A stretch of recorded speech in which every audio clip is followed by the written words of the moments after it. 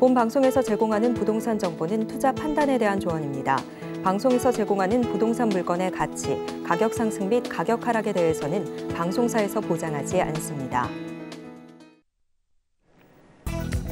헤드라인 뉴스입니다. 국토교통부는 1기 신도시 재정비를 위한 노후 계획도시 정비 및 지원에 관한 특별법 주요 내용을 지난 7일 공개했습니다. 이에 따르면 앞으로 건축 사업을 좌우하는 핵심 변수인 용적률이 최대 500%까지 대폭 완화되고 리모델링을 하는 경우에는 세대수를 추가로 확보할 수 있도록 수직 증축 허용 가구 수를 일반 리모델링 단지에 적용되는 15%보다 더 높여주기로 했습니다. 또 정부가 재건축을 추진하는 1기 신도시의 안전 진단을 아예 면제하거나 완화하는 특례를 줄 전망입니다. 주택도시보증공사의 전세금 반환보증 보증 대상의 전세 가율이 100%에서 90%로 낮아지면 현재 전세 계약이 체결된 수도권 빌라 중 향후 보험 가입이 불가능한 곳이 3분의 2에 달할 것으로 분석됐습니다. 지역별로 보면 빌라 전세 중 서울 64%, 경기 68%, 인천 79%가 전세보증 보험 가입이 어려워질 것으로 전망됩니다.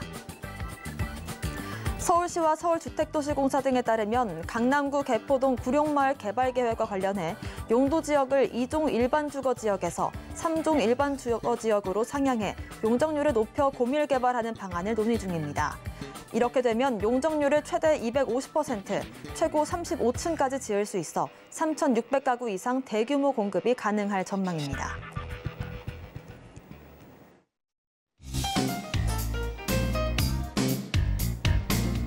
안녕하세요. 손에 잡히는 부동산 정보, 부동산 올인원 진행의 문다연입니다. 전세금 반환보증 보험의 가입 문턱이 5월부터 높아지게 됐습니다. 여기에 따라서 수도권 빌라 전세거래 대다수가 보증보험 가입이 어려워질 것으로 보이는데요. 그렇게 되면 보증금을 지킬 수단이 사라지는 만큼 월세를 더 선호하게 되고 이미 기존 전세 세입자의 보증금 미반환 리스크도 더 커질 것으로 보이고 있습니다. 오늘도 저희 부동산 올인원과 함께 하시면서 슬기로운 투자 계획 세워보시길 바라겠습니다. 또 부동산 관련된 궁금증이 생기신다면 전화번호 02-3153-1668번, 문자번호 013-3366-0110번으로 상담 신청 주시길 바라겠습니다. 또 부동산 올인원 생방송은요, 유튜브에 서울경제TV 검색 후 실시간 스트리밍으로도 함께 하실 수가 있습니다. 또 본 방송에서 제공하는 정보는 투자 판단의 조언일 뿐 부동산의 가치와 수익률 보장하지 않는다는 점 강조드립니다.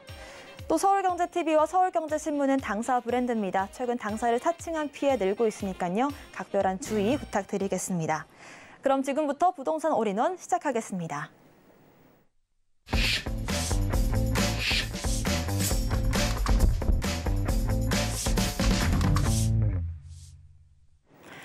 부동산 올인원 첫 번째 순서는 부동산 강남의 투자 길잡이 박영신 소장님과 함께하겠습니다. 소장님 어서 오세요. 네, 안녕하세요.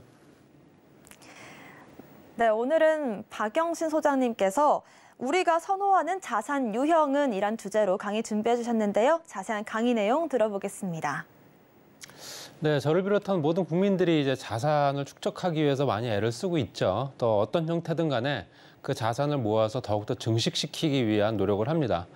실제적으로 이제 부동산, 특히 이제 뭐 금융자산, 뭐 여러 가지로 다방면에 어떤 그 주식이라든가 기본적인 어떤 투자 상품들을 선호하는데 그 우리 국민들이 과연 어떤 상품들을 선호하느냐, 뭐 물론 답은 나와 있긴 하지만 지금 현재 상황에서 또 앞으로 어떻게 변화가 될지도 한번 지켜볼 필요 있습니다.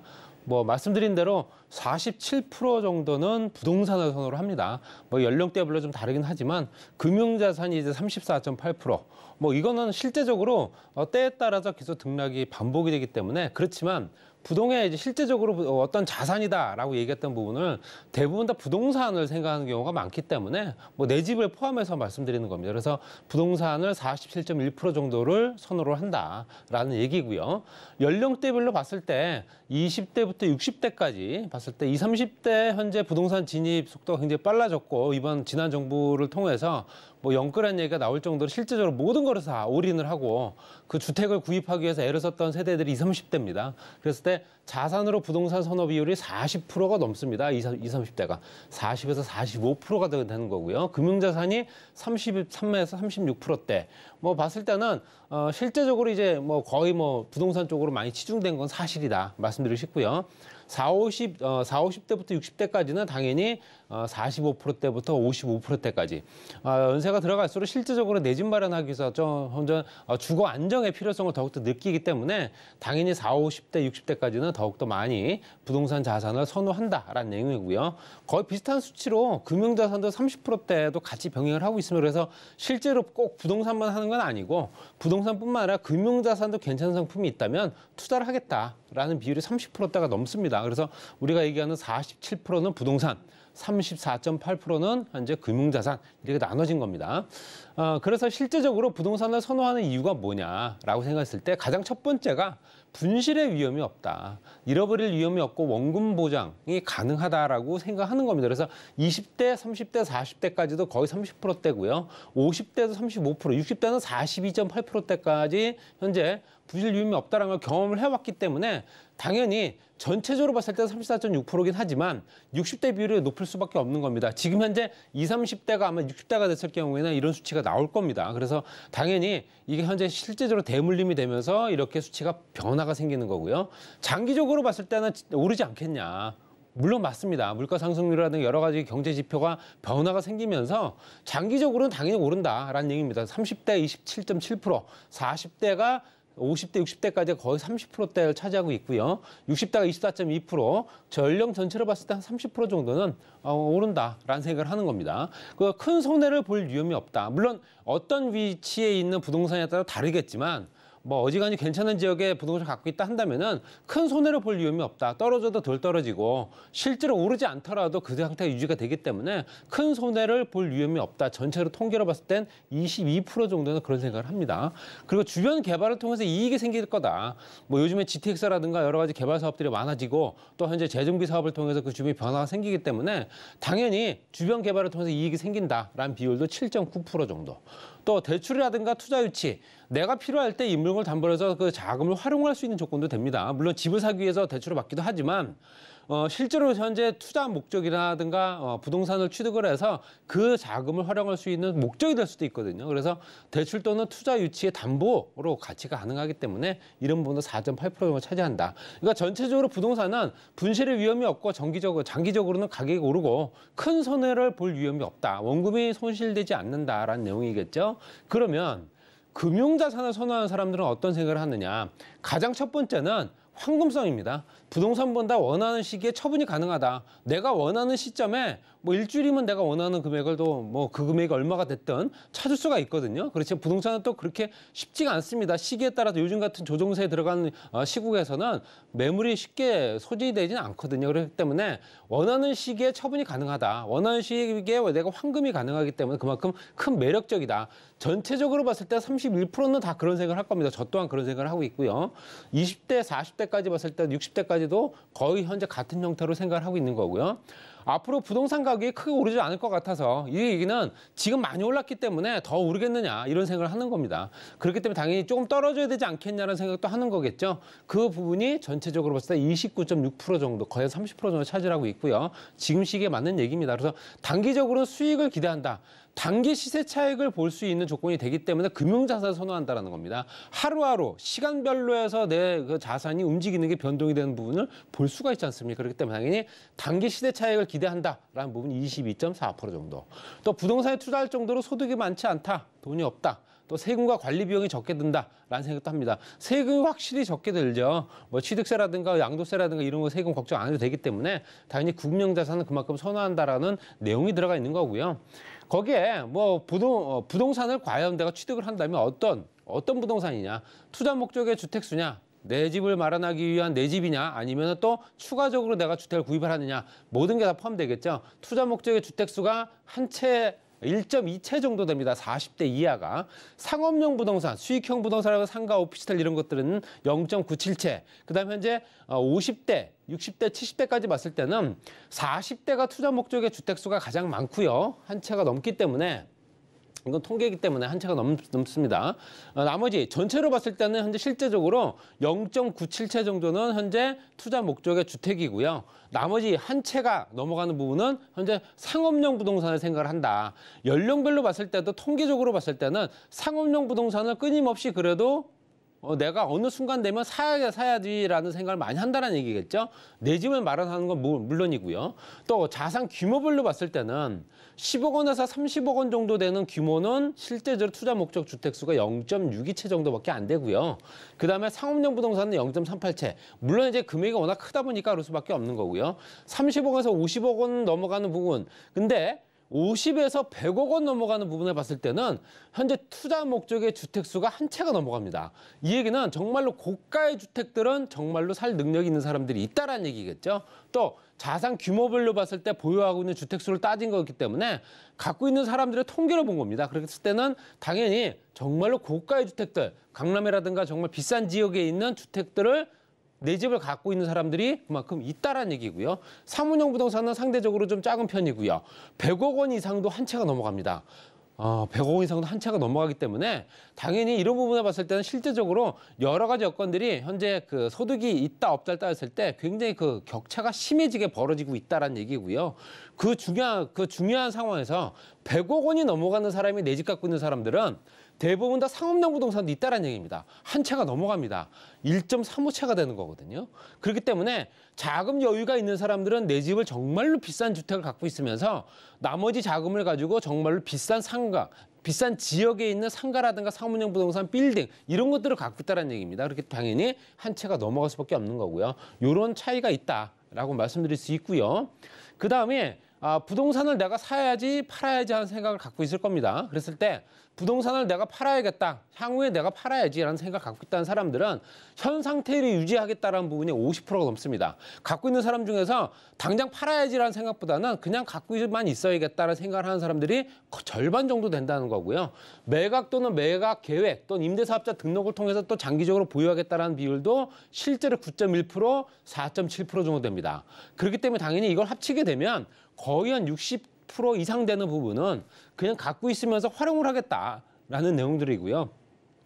4.2% 정도는 증여 또는 부동산 신탁 상품을 가입을 해서 또 거기 또 수익을 발생을 시키겠다. 또는 29.7% 정도는 나중에 결정하겠다. 지금 당장은 내가 결정 안 하겠다. 그렇게 보면 지금 부동산을 갖고 있는 사람들의 거의 대다수 80% 이상들은 지금 물건을 팔지 않겠다라는 생각을 하는 겁니다. 그렇기 때문에 당연히 시장에 매물이 나와 있지 않는 거고요. 물론 거래도 안 될 뿐만 아니라 시장의 매물도 그만큼 현재 귀한 존재가 된 거고요. 그러면 반대로 사겠다라는 부분, 매입 또는 향후 매입 의사는 매입 계획이 있는 사람들이나 없다라는 사람들이 43.4% 정도입니다. 그렇기 때문에 거래가 안 되는 거거든요, 지금 현재. 현재 매물을 내놓지는 않을 뿐만 아니라 사겠다는 사람도 없다라는 겁니다. 그렇기 때문에 당연히 그만큼 현재 거래량이 줄어드는 거고요. 또 현재 매입 계획이 있는 사람들이 현재 한 14.9% 정도, 나중에 결정하겠다라는 부분이 41.8%. 그렇기 때문에 지금 현재 경제 상황이라도 부동산 경기가 돌아가는 상황을 지켜본 후에 팔던가 사던가 하겠다라는 내용이겠죠. 당연히 그런 부분이 현재 시장을 크게 작용을 하고 있는 거고요. 연령별로 봤을 때 부동산 포트폴리오 비중을 봤을 때도 40대 이하 같은 경우는 실제적으로 거주 목적, 특히 이제 거주 목적 주택이 32% 정도 차지하고요. 투자 목적이 26%. 거주와 투자를 같이 하는 부분을 봤을 때는 실제적으로 한 58% 정도 된다 보시면 될 것 같고, 주택을 투자하겠다는 사람들이요. 사무용 부동산의 36%, 나머지는 토지. 50대가 36%, 19% 거의 비슷합니다. 60대는 현재 거주 목적 주택, 현재 실제적으로 거주 목적 주택과 현재 투자 목적 주택보다는 이젠 고정적인 수입이 나오는 상업용 부동산을 선호할 수밖에 없습니다. 그래서 상업용 부동산 비중이 굉장히 높아지죠. 당연히 월세, 또 현재 월 수입 이걸 바라야 되기 때문에 노후 자금 마련하기 위한 조건이 가장 큰 충족 조건이겠죠. 그래서 현재 달달이 나올 수 있는 월세 수익을 바라는 상업용 부동산의 비중은 당연히 높아질 수밖에 없는 거고요. 거기에 자산 규모별로 봤을 때도 10억에서 30억 같은 경우는 65%, 거의 대부분을 차지하고 있습니다. 그래서 17%까지 따지게 되면 거의 한 3% 정도 되는, 2% 되는 거고요.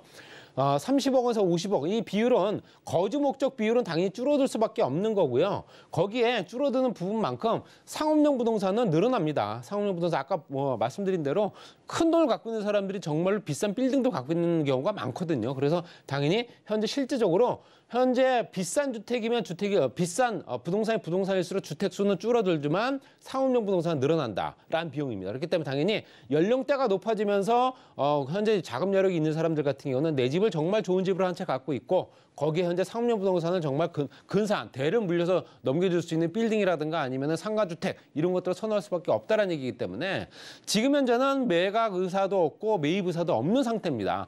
시장이 안 좋다라고 하는 얘기는 거래가 안 된다는 얘기거든요. 이런 형태가 거래가 잘 될 수 있게끔 거래세가 좀 낮춰진다거나 세금이 대폭 줄어든다거나 부동산 경기가 좀 더 활성화시킬 수 있는 어떤 분위기가 반전될 수 있는 여건들이 만들어지면 올해 시장에는 지난해보다는 조금 더 나아지지 않을까라는 생각하면서 정리하겠습니다. 네, 이렇게 부동산 이슈 진단 함께 해보셨고요. 박영실 소장님의 부동산 정보 체크도 이어서 해보겠습니다. 소장님께서 설명해 주실 지역은 서울시 서초구 서초동입니다. 3호선 양재역에 있는 역세권 상가고요. 시세는 11억 5천만 원에서 14억으로 예상되고 있습니다. 입지부터 자세히 한번 정보 들어볼까요? 네, 서초동이고요. 양재역. 3호선과 신분당선 더블 역세권입니다. 전철역에서 거리가 얼마가 되느냐? 채 1분이 걸리지 않습니다. 최역세권이고요. 이미 준공이 완료됐습니다. 그리고 이제 향후에 이 주변 시장들을 보게 되면 양재역세권 개발 권역뿐만 아니라 경부고속도로 지하 사업을 통해서 그 주변이 변화가 생기는 부분이라든가 확정된 GTX C노선이 이제 확정이 돼서 트리플 역세권이 됩니다. 수도권 광역 급행철도가 가는 거고요. 강남들을 중심으로 봤을 때 좌측으로는 서초, 오른쪽으로는 강남입니다. 그래서 도곡 대치부터 해서 현재 그 주변에 학원가라든가 아니면 재건축 단지들, 왼쪽으로 봤을 때는 현재 역세권 주변의 재건축뿐만 아니라 롯데, 삼성 같은 업무단지, 거기에 이제 법조타운이라든가 내방 서초부터 해서 사당권역까지 연결된 사당권역, 같이 권역이 나눠지고 있는 지역이다 보니까 그 주변의 인구들이 굉장히 분포도가 높은 지역이고요. 또 그 주변 상황들이 워낙 좋기 때문에 향후에 투자 가치도 더욱더 높아질 거다 말씀드릴 수 있습니다. 강남역과 신분당선 양재역 같이 이용할 수 있는 조건에 강남대로 바로 이면에 있습니다. 그리고 그 주변에 신동호라든가 우성이라든가 이런 현재 재건축 단지들이 있기 때문에 이제 신동아 재건축 단지만 이제 진행이 남았습니다. 우성과 무지개는 이미 끝났고요. 그렇기 때문에 당연히 이런 조건을 봤을 때도 그 주변의 인구 구성들 또 현재 주택 수요들 굉장히 많이 몰려들 수밖에 없는 거고요. 롯데라든가 삼성이라든가 강남대로 주변으로 굉장히 업무지구들이 많이 활성화된 지역이다 보니까 여러 가지 입지 여건이 상당히 우수하다 말씀드릴 수 있습니다. 그래서 강남역부터 양재역까지는 업무시설 밀집 지역에 상업시설까지 연결된 지역이다 보니까 도보로 가능합니다. 여러 가지 여건의 젊은 세대들이 가장 많이 몰려들 수밖에 없는 조건을 만들어주고 있다 보시면 될 것 같고요. 양재역은 말씀드린 대로 양재역 지구단위 계획 구역 안에 들어가 있습니다. 그래서 현재 양재역 역세권 개발 사업 안에 들어가 있기 때문에 그 개발의 권역 안에 들어가 있는 만큼 투자 가치도 높아질 거고요. 서초구청의 또 복합 사업을 개발되는 부분 때문이라도 주변 환경의 변화가 생기게 되면 당연히 주변에 있는 부동산 가격은 오를 수밖에 없기 때문에 굉장히 기대가 되는 지역이고요. 또 현재 양재시 주변에는 양재에서 100만 평 정도 규모의 일자리가 한 15,000개 정도 만들어지는 업무단지가 현재 조성되고 있죠. RNCD 특구라고 합니다. 특구로 지정된 지역이다 보니까 100만 평 규모의 현재 실제적으로 그 주변에 KT, LG, 삼성까지 연결된 대기업뿐만 아니라 일반 기업체들까지 들어오기 때문에 현재 일반 직장인과 전문직 종사자들이 같이 어우러진 굉장히 또 이 주변이 활성화될 수밖에 없는 요건을 만들어놨다 보시고요. GTX C노선은 말씀드린 대로 현재 확정된 노선이죠. 의정부부터 군포까지 있는 구간이 1차 구간이고요. 연장선이 계속 계획되고 있기 때문에 더욱더 또 올해 또 철도라든가 광역교통망 체계의 현재 예산 집행이 더욱더 빨라지기 때문에 당연히 더욱더 빠르게 현재 개통 시기를 앞당기고 있습니다. 개통전 효과를 그만큼 볼 수 있는 조건이고요.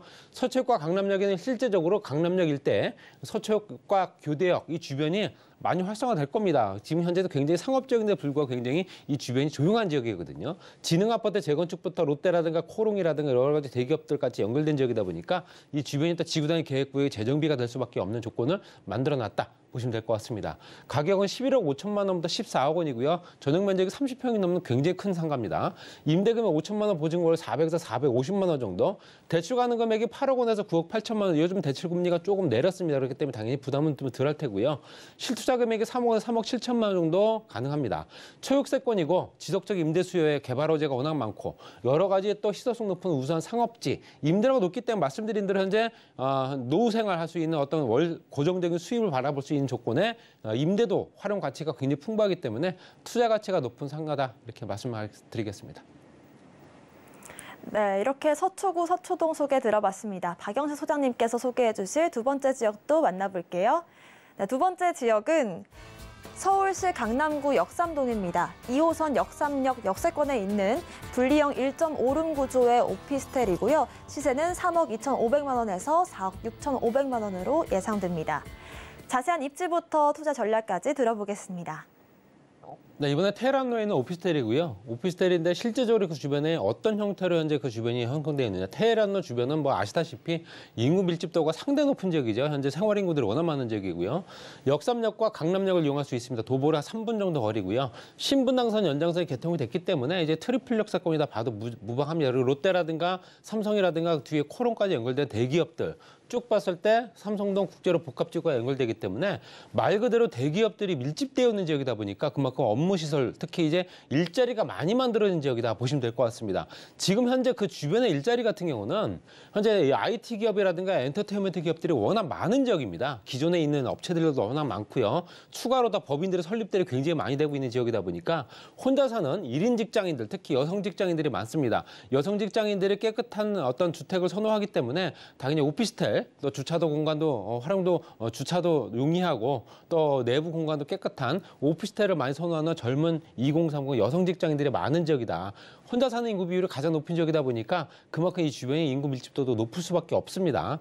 그리고 상업 지역에 위치해 있다 보니 부동산은 어디 있느냐가 중요하겠죠. 당연히 현재 테헤란, 강남구 역삼동에 있는 지역이다 보니까 당연히 이제 토지가 지가가 상승을 하면서 현재 뭐 오피스텔 가격도 지속적으로 상승하고 있기 때문에 단순하게 수익형으로만 볼 게 아니라 당연히 차익형도 가능한 물건이다라고 말씀드릴 수 있습니다. 전체적으로 강남구 전체의 어떤 그 실행 전략을 보게 되면 이제 벨트를 나누어서 벨트별로 해서 그 지변을 묶어가지고 개발을 합니다. 그랬을 때 신사 노년부터 강남까지 연결된 벤처 산업 벨트라든가 아니면 현재 여기는 상업 의료 관광이고요. 강남 역삼부터 삼성까지 연결된 벤처 산업 벨트, 아래쪽으로 현재 양재부터 도곡 개포 수서까지 연결되는 의료 R&D 산업 벨트, 그다음에 압구정 로데오부터 삼성부터 하기월까지 연결된 한류 관광 문화 산업 벨트, 이런 식으로 그 지역에 특화된 어떤 상품들을 워낙 또 이 발달을 시키기 때문에 또 그 중심에는 당연히 삼성 역삼 선릉 강남이 있습니다. 국제 업무부터 해서 현재 마이스 관광이라든가 금융 IT 벤처 같이 연결된 지역이다 보니 가장 중심에 있는 지역이다 보시면 될 것 같고요. 또 주변에 르네상스 호텔의 복합 사업을 통해서 이번에 말씀드린 대로 어떤 실행 전략이 다 포함된 겁니다. 단순하게 예전에는 이제 숙박시설만 있었지만 숙박시설 외에 업무시설이 별도로 35층에 준공이 됐죠. 그러면서 각 층마다 현재 실제적으로 현재 말씀드린 대로 IT 기업이라든가 엔터테인먼트 기업, 벤처 기업들이 워낙 많이 들어오고 있기 때문에 당연히 젊은 직장인들이 그만큼 더욱더 폭증하고 있는 지역이다. 이렇게 말씀드릴 수 있고요.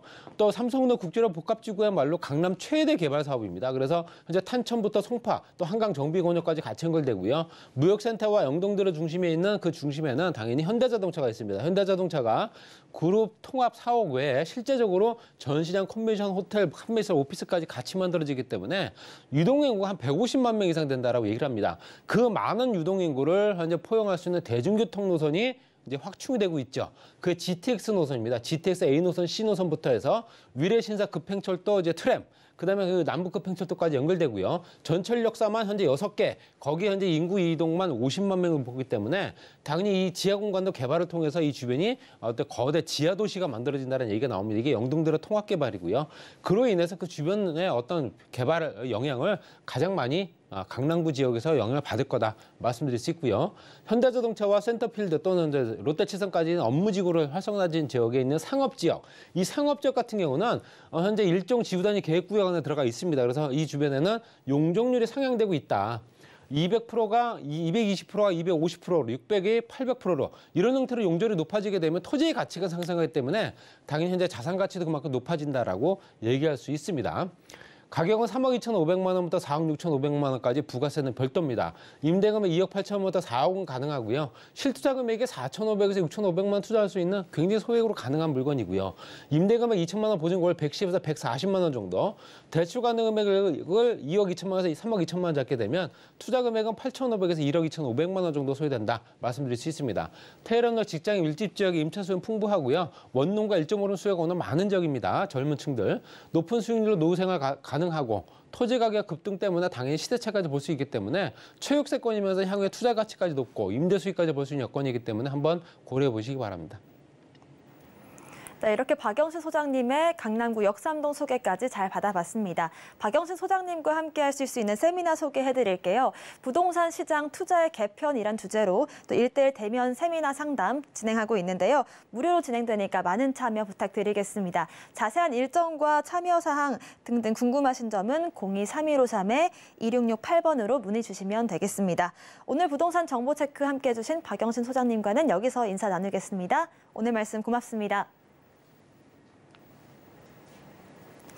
네, 오늘 소개해드린 부동산 정보체크는 네이버 TV의 센TV 부동산 사람들을 통해서 다시 보실 수가 있습니다. 박영신 소장님의 부동산 정보체크 화면으로 정리해보겠습니다.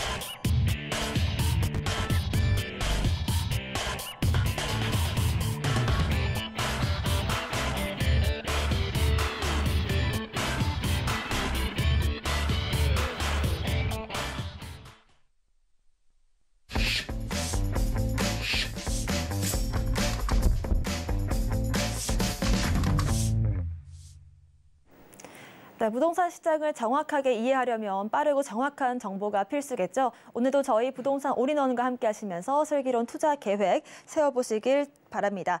부동산 올인원 이번 순서는 부동산계의 킹스맨 김대진 이사님과 함께합니다. 어서 오십시오. 네, 안녕하십니까. 네, 김대진 이사님께서 오늘은 서울 부동산 시장의 변화를 주제로 강의 준비해 주셨는데요. 자세한 강의 내용 들어보겠습니다. 네, 자. 네, 얼마 전에 발표한 내용들이기도 하지만 사실 수개월 전부터 오세훈 서울시장 분께서도 말씀하셨던 내용들이 이제는 좀 본격화되는 그런 궤도에 올라섰다라고 볼 수가 있는 부분들이 몇몇 기사를 통해서 우리가 지금 접해볼 수가 있는 내용들인데, 저번 주에도 또 이런 그 서울시의 강력한 그런 개발 계획에 대한 부분들을 좀 어필을 하긴 했습니다. 그래서 그 내용들, 자 그리고 지금 임차인과 뭐 이런 임대인들의 이런 부분들로 인해서 특히나 그 중간에 위치하고 있는 이 금리라고 하는 그런 매개체 부분들이 이 부동산의 시장에 어떻게 보면 등락폭을 좀 좌우할 수 있는 그런 지금 시장이 돼가고 있는데, 오늘 또 그 내용들도 같이 언급을 해드리도록 하겠습니다. 자, 일단 첫 번째는 서울 부동산 시장의 변화에 대한 부분들 우리가 조금은 알고 가셔야 된다는 얘기를 좀 드리면서, 자, 첫 번째는 서울시 경부고속도로의 지하화에 대한 부분들이 이제 본격적으로 추진이 된다고 합니다.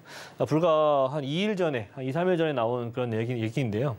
자, 2026년도에서 2027년도 정도에 이제 착공을 목표로 두고 있다라고 하는 부분들, 뭐 예타를 좀 위해서 추진 중이라고 하는 부분들도 지금 나오고 있는데. 자, 일단 내용들은 일단 우리가 좀 중요하게 생각하셔야 되는 부분들은 뭐냐면, 일단은 본 궤도에 올랐다라고 하는 거죠. 지난 1월 31일 실무협의체가 구성이 되고, 그리고 2023년도 올해죠. 올해에 예타가 예비타당성 조사가 추진할 것이다라고 하는 부분들. 착공 목표는 2026년도에서 2027년도 정도에 착공을 들어갈 목표를 두고 있다라고 하는 거죠. 불과 우리가 이제 한 4년 정도 남았다라고 보시면 될 것 같습니다. 어찌 보면 우리가 뭐 예전에서 불과 한 10여 년 전부터 계속해서 얘기 나왔던 내용들인데 네, 2040 서울 플랜에 다시 재편성이 되면서 다시금 또 네, 수면 위로 떠오르고 있는 그런 개발 내용이긴 합니다. 지금 사실 강남구 라인들뿐만 아니라 서초구 라인들도 상당히 많은 개발들이 있는데 그 개발뿐만 아니라 상당히 또 서초구나 강남구 이 두 개의 지역이 상당히 크게 영향의 효과를 받아볼 수가 있는 네, 그런 개발 계획이라고 보시면 좋을 것 같고요. 아직 삼성동 개발이 끝나지도 않았는데 또 이런 대형 호재가 나타나고 있습니다. 누구나 아시는 것처럼 한남 IC에서부터 양재 IC, 이 서울 구간이라고 보시면 좋을 것 같고 이 구간이 상당히 우리가 예상하고 있는 또는 예상하지 못하는 그런 여러 가지의 알파적인 부분들도 나타날 수 있다라고 보시면 될 것 같고. 자, 일단 네, 조금은 세부적인 계획으로 나타난 그런 개발이라고 보시면 좋을 것 같고요. 개발 계획이고요. 자, 지상 공간 서초구와 강남구가 이제 연결되는 그런 부분들로 이렇게 공원화가 예정이 돼 있다라고 하는 것과 그리고 두 가지의 고속도로망을 이용할 수 있다라고 하는 거, 중심도와 대심도를 통해서 서울 내부, 동남권 그리고 서부권 라인들의 교통 이동이 충분히 원활하게 진행이 될 것이고요. 일단 중심도를 통해서는 동남권의 이제 차량 이동 차량들의 분산을 조금 도와줄 것 같고요. 그리고 대심도를 통해서 양재에서부터 고양까지 지하 고속도로를 통한 수도권 광역교통망들을 연결시킬 계획을 갖추고 있다라는 거. 일단 중요한 포인트는 서울 한남 IC에서부터 양재 IC 구간은 결과적으로 지상부 공간들은 공원 내지 도로로 일단 재구성이 되면서 지금 현재 단절되었었다라고 하는 그런 강남구와 서초구가 하나로 합쳐지게 된다라고 하는 거. 지상부에는 지금 현재 고속도로 라인들이 지금 현재 있죠. 네, 워낙에 많은 환경적인 부분들 그리고 소음적인 부분들 많이 발생하고 있기 때문에 그 인근에 위치하고 있는 주택가들의 어찌 보면 뭐 큰 피해 또는 뭐 작은 피해 뭐 이런 것들이 상당수 많이 일어나고 있는 것 또한 사실이긴 합니다. 하지만 이런 부분들이 없어지게 될 것이기 때문에 이 지역들의 가장 큰 효과를 받아볼 수 있다라고 하는 거죠. 그래서 경부고속도로에 대한 개발들은 뭐 예타가 올해가 추진이 끝난다라고 본다면 앞으로 한 3, 4년 정도 후에는 우리가 본격적으로 개발이 들어가면서 그런 물론 다소 좀 불편함은 있긴 하겠지만 결과적으로는 완성이 되는 그런 개발 계획이다라고 보시면 될 것 같습니다. 자, 다음은 지금 현재 금리로 인해서 상당히 많은 분들이 피해를 보고 있기도 하고 상당히 부담도 많이 느끼고 있을 겁니다. 자, 지금 현재 5대 시중은행이 이제 최저 대출 금리가 조금은 내려가고 있다는 얘기를 좀 드리고 싶어요. 그래서 지금 임차인 분들 정말 3, 4월 정도에 이사를 앞두고 계신 분들이 조금은 금리가 더 오르지 않을까, 가격이 조금은 더 떨어지지 않을까 이런 것을 고민하고 있으신 분들은 좀 서둘러야 된다는 얘기를 좀 드리고 싶습니다. 지금 현재 시장 금리가 지금 떨어져서 5대 은행들이 이제 잦은 금리 축소를 앞두고 있다라고 하는 거. 자, 6일 K뱅크라든지 뭐 기타 이런 다양한 은행들이 최저금리가 3% 후반에 지금 진입을 하고 있습니다.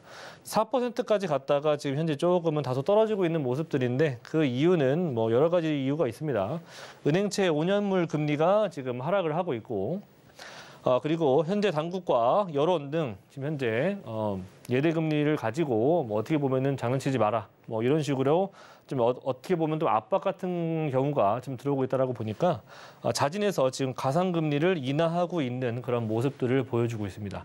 그래서 지금 현재 주택담보대출뿐만 아니라 전세대출 등등 기타적인 이런 대출에 대한 부분들의 금리 인하가 당분간은 지속될 수 있는 부분들 참고하시면 좋을 것 같고요. 자, 그리고 마지막으로는 서울 아파트값의 지각 변동이 본격적으로 2023년도 지금에서야 나타났습니다.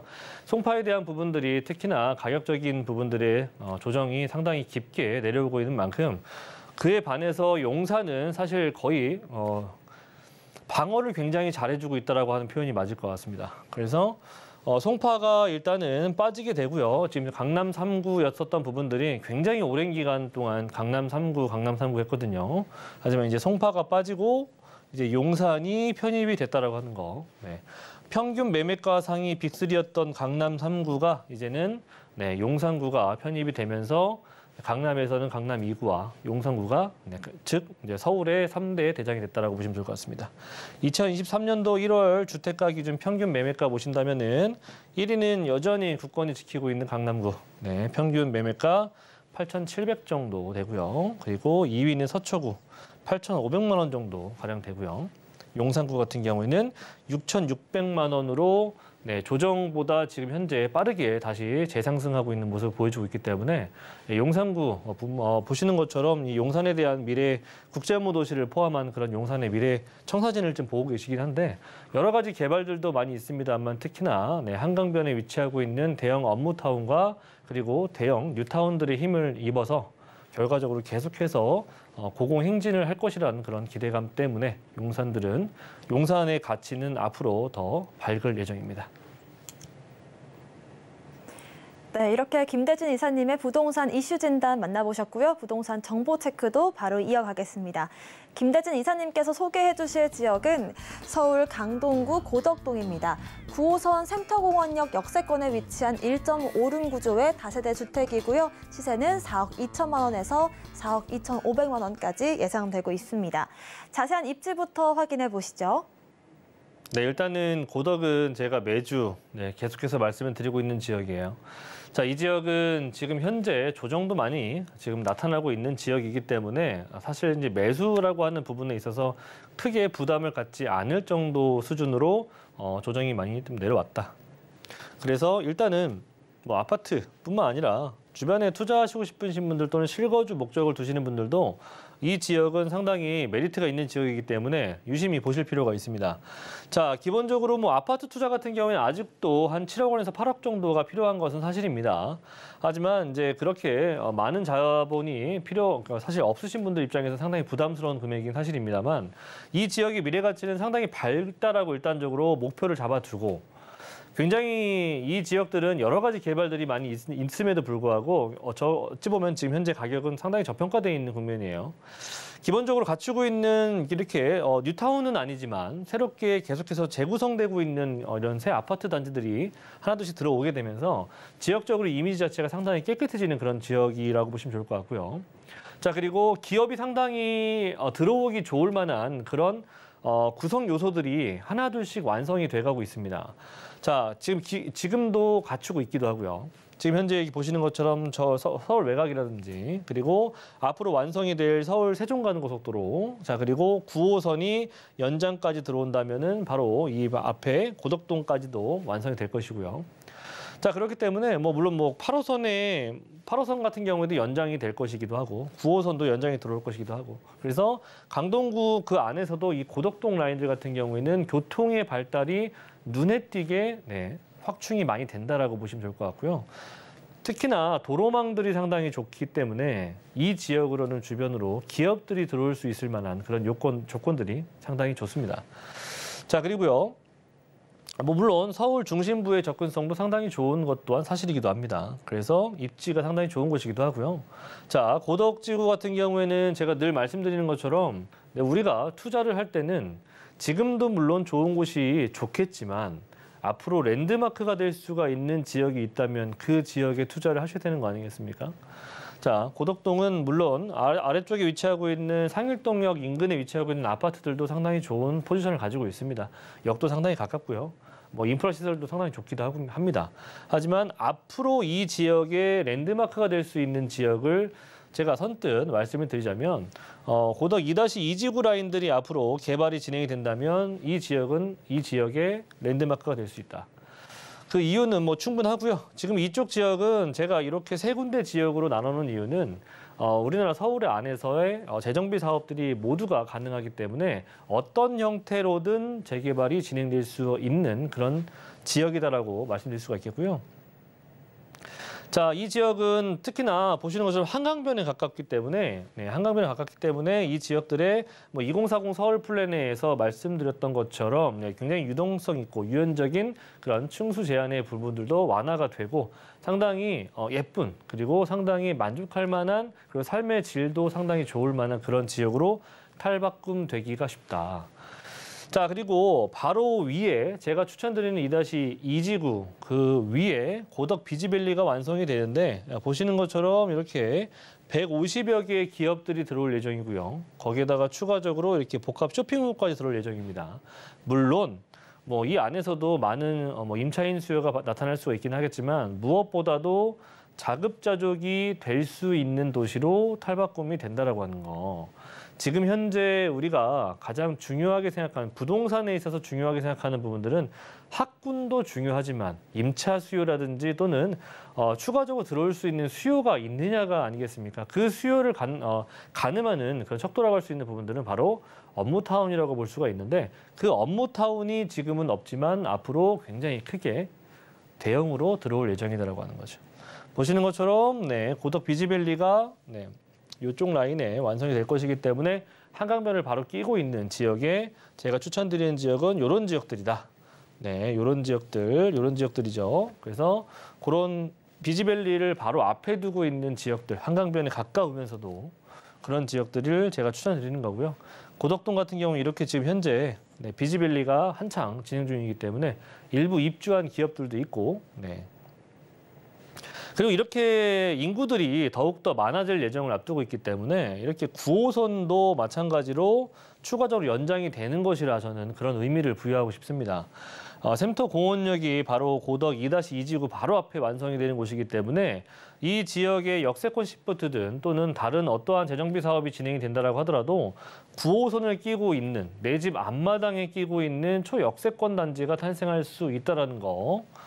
자, 그리고 마지막으로는 고덕을 관통하는 제2경부에 대한 얘기를 드리고 싶은데요. 이 또한 뭐 2024년도 완성 단계 같은 경우 2026년도 정도를 보고 있긴 하지만 제가 앞에서 말씀드렸던 그런 뭐 여러 가지 개발들이 동시다발적으로 거의 완성되는 단계가 세 박자가 거의 비슷한 시기에 완성이 된다고 하는 겁니다.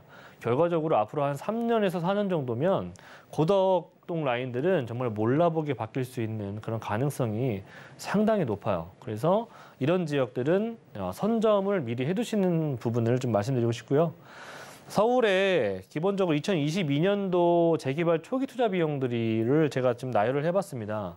보시는 것처럼 기본적으로 한 5억대에서부터 많게는 22억 정도까지 들어가는데 고덕 같은 경우에는 저는 개인적으로 같은 의미를 부여하자면 한 요 정도 급이라고 저는 생각이 되기 때문에 초기 투자 비용이 보통 한 7, 8억 정도에서 90억 정도 요 정도 들어갈 그런 지역임에도 불구하고 이런 지역에 작은 금액을 가지고 투자할 수 있는 기회가 있다. 자, 4억대 초반입니다. 4억 2천 정도에서 4억 2,500 정도 되고요.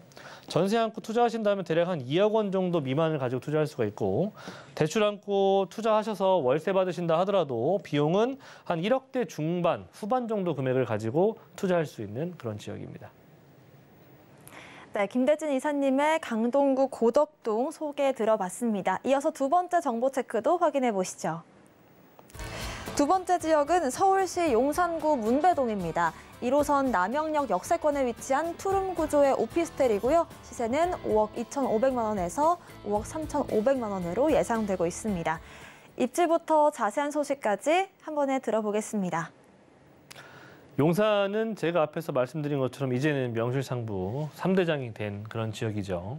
용산은 워낙에 개발도 많고 누구나 아시는 것처럼 네, 열이면 열 다 누구나 같은 대답을 하실 겁니다. 투자를 하신다면 어디를 하시겠느냐. 다 용산을 다들 얘기하시더라고요. 하지만 용산 같은 경우에는 기본적으로 아파트 투자도 10억 원대 이상의 투자 금액이 필요하고요. 그리고 재개발 투자 같은 경우에도 기본적으로 5억대, 4억대 이 정도 들어가는 건 사실이기도 합니다. 그것도 초기 투자 비용일 때 가능한 경우죠. 용산은 그만큼 계속해서 많은 사람들의 기대감과 그리고 많은 사람들의 수요를 갖고 있는, 한 몸에 받고 있는 지역이기 때문에 계속해서 몸값이 뜨고 있는 지역이에요. 용산이라고 하는 지역은 누구나 아시겠지만 가장 서울의 정중앙에 위치하고 있는 지역입니다. 그래서 위로는 광화문과 좌측으로는 영등포 여의도권역, 우측으로는 강남권역의 이런 업무타운들을 20분대로 다 이용이 가능한 그런 지역으로 상당히 서울의 중심에 위치하고 있는 지역입니다. 그만큼 그 지역이 많은 변화가 나타날 예정을 앞두고 있다는 거죠. 여러 가지의 재건축 또는 재정비 사업들뿐만이 아니라 이렇게 한강변 라인을 삥 둘러서 도시환경 정비 사업들이 많이 들어갈 예정이고요. 자, 그리고 용산의 민족공원도 미팔군 기지가 이전을 하면서 센트럴파크로 조성이 된다라고 하는 거. 뭐 사실 미국에서도 허드슨강 주변에 위치하고 있는 그런 센트럴파크 주변의 아파트 또는 주택가들 같은 경우에 수백억 원이 넘는 건 사실입니다. 우리나라 또한 그렇게 되지 않으리란 법은 없죠. 자, 그래서 민족공원이 완성이 될 것이고, 그리고 그 주변으로 바로 이렇게 국제업무단지가 완성이 될 것이고요. 주변으로 이렇게 한남 뉴타운을 필두로 여러 가지 동부 이천동, 이천동 라인들의 재건축들도 앞으로 예정이 돼 있다고 하는 거. 그만큼 주택 가격의 상승 부분은 충분히 나타날 수가 있는 지역이죠. 명실상부 대체 불가능한 그런 주거 형태들을 띌 수 있는 곳이 바로 이 지역이기 때문에. 자, 그래서 문배동이라고 하는 곳은 바로 이 지역입니다. 네, 보시는 것처럼 문배동은 국제업무지구 라인들에 가장 가깝기도 하고요.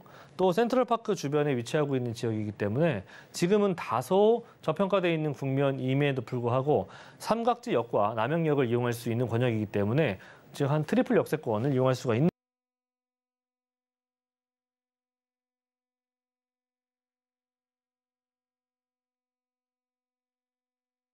때문에 계속해서 말씀을 드리지만 초대형 업무타운 완성된다라고 하는 곳이 바로 이곳이죠. 그리고 그 위쪽 라인의 서울 역세권 라인들도 북부 역세권 개발을 통해서 마이스 산업뿐만 아니라 다양한 형태들의 업무지들과 해외 기업들이 상당히 많은 부분들이 유입이 될 수 있다라고 하는 거. 교통 또한 상당히 몰라보게 바뀔 수가 있습니다. 이렇게 많은 일자리가 생기기 때문에 그만큼 교통의 발달이 충분하게 확충이 되어야 되는데 지금 서울역이라고 하는 부분들은 지하로 구성이 되면서 총 8개 내지 9개 정도의 추가적인 또는 지금 기존에 보유하고 있는 철도망을 다 같이 통합해서 보자면 8개에서 9개 정도의 교통을 이용할 수 있는 거의 서울 북부, 강북에서는 이 지역을 대체할 만한 지역이 없을 정도로 교통의 허브가 될 수 있는 그런 지역이기도 하고요. 신안산선도 마찬가지로 서남부 쪽 라인에서 강북을 관통하는 라인이기도 하겠고 또 용산 같은 경우에는 아시겠지만 신분당선도 마찬가지로 판교에서부터 강남을 거쳐서 용산으로 들어올 예정을 앞두고 있다고 하는 거. 그래서 이렇게 교통들이 상당히 좋아지는 그런 지역이기 때문에 우리는 이 지역을 절대로 그냥 지나쳐서는 안 됩니다. 이런 지역에 제가 4억대, 5억대 투자를 들어가는 그런 지역이 그런 금액대를 보유하고 있는 그런 지역이 아니라 또는 그런 물건들도 아니라 3, 4년 정도의 금액을 가지고 투자할 수 있는 그런 곳이 있어서 제가 적극적으로 추천드리는 곳입니다. 5억대, 2천대에서 3천대로 투룸의 오피스텔들을 투자할 수가 있는 기회이다. 전세 금액대들이 한 3억 6, 7천 정도 금액대가 가능할 것이기 때문에 실질적으로 투자하시는 금액은 용산에서 한 1억 5천 정도대 금액을 가지면 투자할 수가 있는 마지막 기회를 가지고 있다라고 보시면 될 것 같고요. 임대금의 월세 같은 경우에는 오피스텔이기 때문에 상당히 또 많은 사람들이 선호하기도 합니다. 실제로 제가 가서 봤는데 상당히 깔끔하고 굉장히 고층이기 때문에 정말 탁 트여 있는 그런 뷰를 자랑하기도 하죠. 저는 굉장히 보수적으로 2천에 한 160만 원 정도를 잡아봤는데 앞으로 이 용산의 미래를 생각해 보신다면 이 임대 금액이라고 하는 부분들은 상당히 빠르게 올라갈 수 있다고 하는 거죠. 대출이 가능한 상품이기 때문에 이 또한 마찬가지로 비슷한 금액이 들어갈 거라 예상이 됩니다. 용산 같은 경우에 제가 물론 다른 주택들도 좋지만 오피스텔을 추천드리는 이유는 이 지역의 다양한 업무 시설들이 굉장히 우리가 상상할 수 없을 정도로 들어올 예정이라는 겁니다. 그만큼 거기에 부수적인 이런 업체들이라든지 다양한 하청업 등등을 담당하는 여러 가지 기능을 하고 있는 그런 업체들이 들어왔을 때 이런 소형 오피스텔에 들어오면서 업무 시설로도 대체가 가능하기 때문에 굳이 주거 상품이 아니더라도 이런 양면에 이런 양면의 형태를 이용할 수 있는 그런 오피스텔 상품들도 우리가 충분히 좀 고민을 해보셔야 된다고 말씀을 드리면서 문배동에 대한 소개를 마치도록 하겠습니다. 네, 이렇게 김대진 이사님의 용산구 문배동 지역 소개까지 들어봤습니다. 저희 김대진 이사님과 함께 할 수 있는 무료 세미나 자리도 마련했습니다. 부동산 규제가 풀리면 잡아야 할 한강변 지역을 주제로 이 무료 상담과 세미나 진행할 텐데요. 자세한 일정과 예약 문의, 또 장소는 02-3153-2668번으로 전화 주시길 바라겠습니다. 오늘 부동산 정보 체크 함께 해주신 김대진 이사님과는 여기서 인사 나누겠습니다. 오늘 고맙습니다. 네. 네, 오늘 소개해드린 부동산 정보 체크는 네이버 TV의 센TV 부동산 사람들 통해서 다시 보실 수가 있습니다. 김대진 이사님의 부동산 정보 체크 화면으로 다시 확인해 보겠습니다.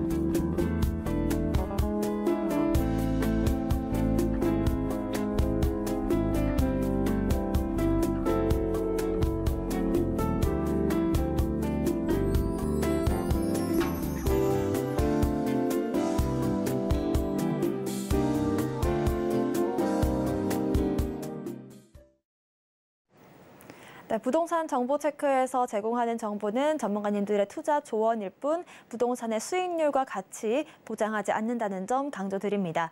또 서울경제TV와 서울경제신문은 당사 브랜드입니다. 최근 당사를 사칭한 피해 늘고 있으니까요. 각별한 주의 부탁드리겠습니다. 오늘 방송은 서울경제TV 홈페이지 또 네이버 TV의 센TV 부동산 사람들 통해서 다시 보실 수가 있고요. 방송이 끝난 이후 부동산에 대한 궁금증은 전화번호 02-3153-2668번, 무료 문자번호 013-3366-0110번으로 남겨주시면 되겠습니다. 부동산 올인원 저희가 준비한 소식은 여기까지입니다. 시청해주신 여러분 고맙습니다.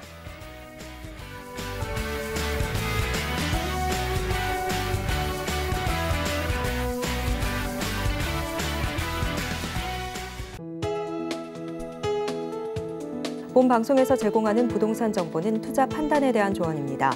방송에서 제공하는 부동산 물건의 가치, 가격 상승 및 가격 하락에 대해서는 방송사에서 보장하지 않습니다.